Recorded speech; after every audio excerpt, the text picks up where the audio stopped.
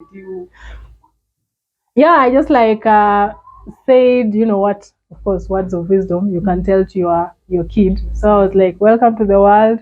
Though you've come and you have this condition, I promise to walk with you through the entire process, and I'll be there always as a mom. And that was how I dedicated my kid.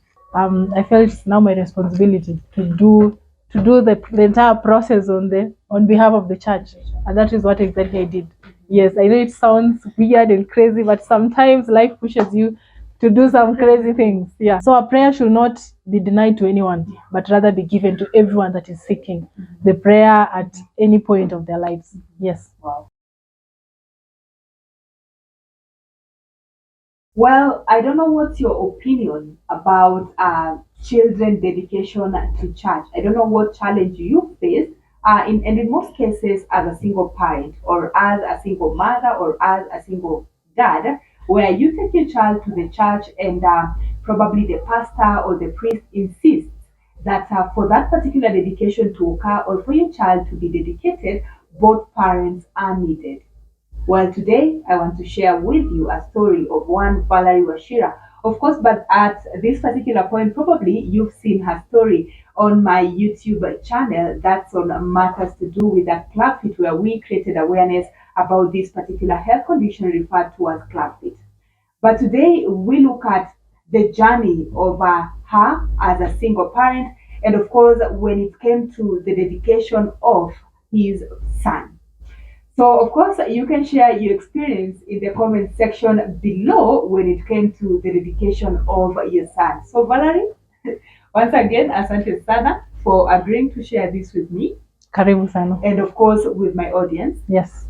All right, so just start with us and just take us back a little bit. What exactly happened even before the dedication of your son?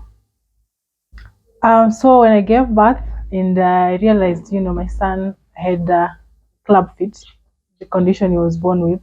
So my first thing was preparing, the dedication process.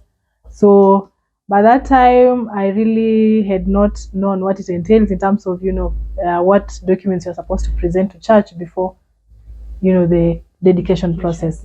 Yeah, so when I went to church, of course there's always that list they write for the newborns and any other thing relating to dedication. So we were a lot in terms of parents taking their kids for dedication process. But then again, when the days went by and we are being approached in terms of letting you know that this and this is what you're supposed to present to church. Before that is what really shocked me. So for me, I was told, you know what, you are supposed to bring uh, your ID copy, the father's ID copy. I was told even the marriage certificate, and then birth certificate if it is available, or the birth notification for those that had not processed the birth certificate. So for me, the marriage certificate part was that raised the eyebrows. Yes, because clearly they understood that I had not gone through the entire process of legalizing the marriage, so to speak. Yes. So from that point, what happened? Did the priest tell you that your son cannot be dedicated, or how exactly were things then? Once you So realized that, of course, you do not have the marriage certificate, how did you go about it? So we were called to church. Actually, it was like a day two. So they were like checking the documents, whether you have the right documents or not. And if you're lacking a document, they tell you should like bring the document. So when I went to church with the rest of the people that were going through the same dedication process, so when it comes to my turn, so the priest tells me that, you know what, you are supposed to have marriage certificate as well, apart from the documents I had presented. So I was shocked. And then I told him, I'm not legally married. I just like got my kid outside, the wedlock. And he responded by telling me that for me, I'm strict in terms of child dedication. You have to bring the marriage certificate to the church for the process to take place. So for me it was really something that really stressed me because I was like, where the hell am I supposed to get, the document? Yeah. And I mean, I had explained to them what the situation was. So for me, my purpose was go there, do the child education, and then proceed with the club fit management. Yeah. So that's how it went. And he never went through the dedication process. Yes. Okay, so as her mom, what exactly did you do after that? Yeah, for me, I went back home, I thought about it, and I was like, if marriage certificate is what is really important in terms of, child education, then my child will not go through this. So I decided I have a big problem, which was club fit management, that I'm supposed to start as soon as possible. So getting into other things like getting marriage certificate when the marriage itself is not even there, Yeah. it was really, I felt it was a non-issue to me. So one time when I was helping him, have his bath, is when I decided, you know what, I will use this chance in terms of dedicating my child to God, and that is what I did. So he was by that time he was 4 weeks old, 1 month, yeah, 1 month old actually. So yeah, went to the bedroom, prepared, the entire process of the shower, yeah, and then I literally dedicated him to the good Lord. So what did you do? Like, did you? Yeah, I just like said, what, of course, words of wisdom you can tell to your kid. So I was like, welcome to the world. Though you've come and you have this condition, I promise to walk with you through the entire process, and I'll be there always as a mom. And that was how I dedicated my kid. Yes. And at that particular time, because you mentioned that you had a more pressing issue to deal with, that is a club seat. Yes. Why did you think it was so important for you, for your son to be dedicated to the extent that you decided now to baptize him by yourself? So, of course, with the society we live in, child education is a normal thing to anyone. Of course, when they come to the world, you now prepare, go to church for the dedication process. So for me, I felt like when I failed to produce the marriage certificate that the church required, I felt it's now my responsibility to do the entire process on behalf of the church, and that is what exactly I did. Yes, I know it sounds weird and crazy, but sometimes life pushes you to do some crazy things. Yeah, yes. That's true. And maybe, do you think your son's condition in any way contributed to the church declining to dedicate your son? At that time, actually, I had not even mentioned to the priest that, you know what, my son has a problem that I'm supposed to, deal with. I felt like I should not give that as an excuse for me to be allowed, through the dedication process.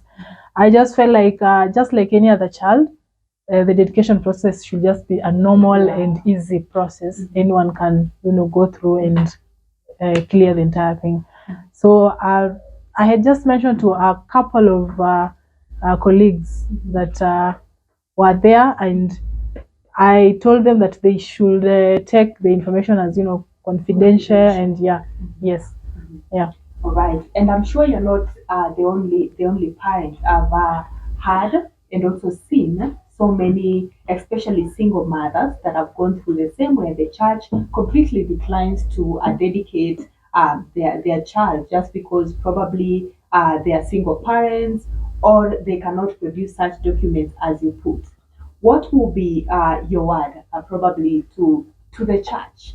Yeah, I'm sure maybe they have regulations and rules, or that's what the church says, that you cannot dedicate you or dedicate your child if both parents are not there or if you're not in a union. What will be your word to them? I mean, we are in a different century. Yeah, We yeah. have single mothers Yes, all over, yes. and we have so many. Let me talk of teen pregnancies and all that. And in most cases, for the teen pregnancies, they're actually unplanned pregnancies. Yes. So what will you tell the church?